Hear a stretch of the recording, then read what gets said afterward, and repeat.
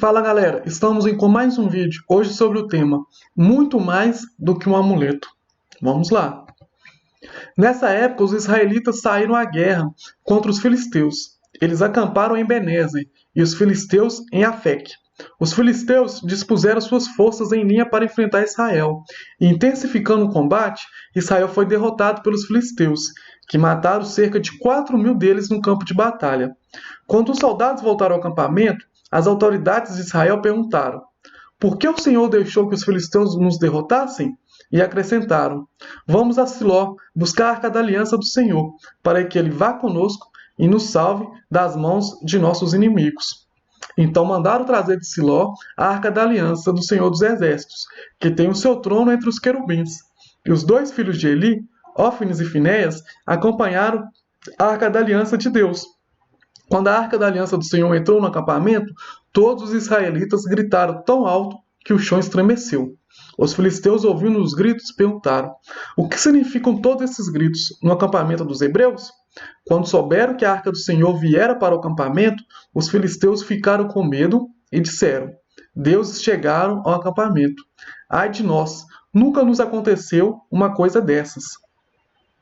Ai de nós, quem nos livrará das mãos desses deuses poderosos? São os deuses que feriram os egípcios com toda espécie de praga no deserto.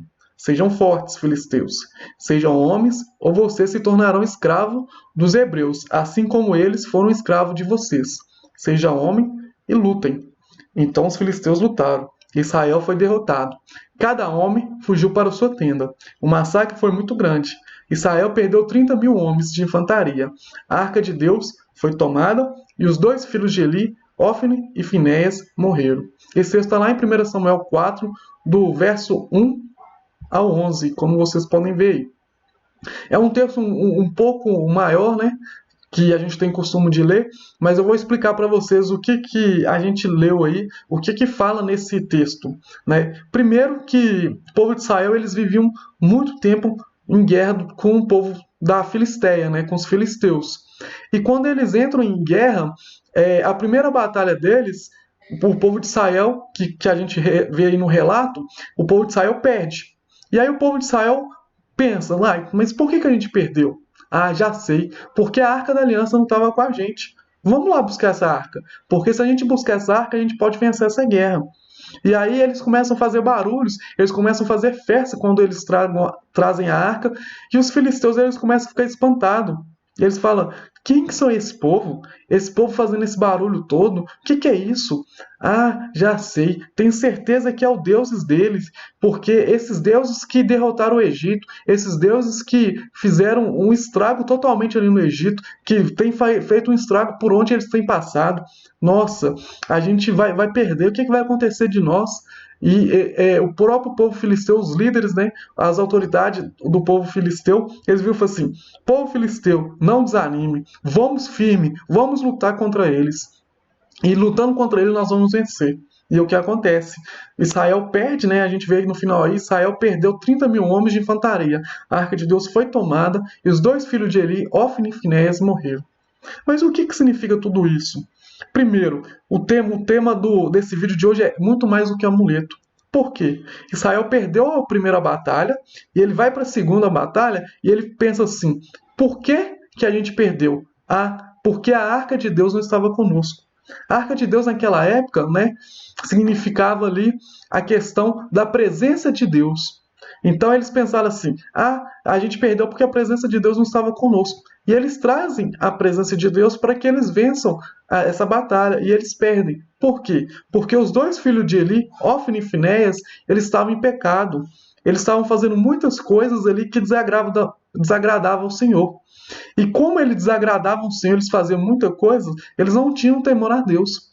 Então, quando eles pegam a arca e trazem ela para a frente da batalha, eles estão pensando assim: a gente só perdeu porque o nosso amuleto sumiu. A gente só perdeu porque essa arca não estava aqui. Se essa arca tiver, tudo vai se resolver. E Deus, ele não é um amuleto. Deus, ele não é uma coisa que fala assim: ah, se Deus estiver comigo, eu vou conseguir tudo. Vai sim, se Deus estiver verdadeiramente com você. Mas Deus não estava com Ófine e Finéias. Deus não estava ali naquele momento com o povo de Deus. Por quê? Porque o povo de Deus ele estava aceitando 2 homens em pecado liderando a sua nação.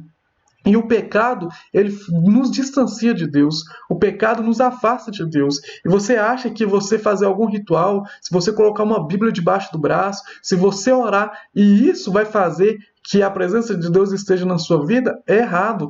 Porque a presença de Deus está com aqueles que temem a Ele.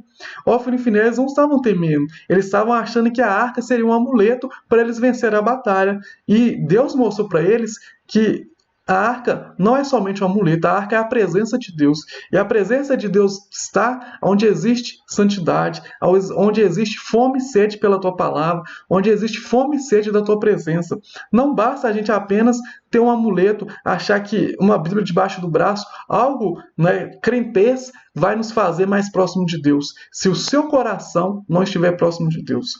O motivo que Israel perdeu a batalha é porque os seus líderes estavam afastados de Deus. Os seus líderes estavam desviados. E isso mostrou para eles, isso mostrou para todo o povo de Israel que a presença de Deus é importante, mas a presença de Deus só está onde existe santidade, onde existe pureza de coração, onde existe caráter aprovado diante de Deus.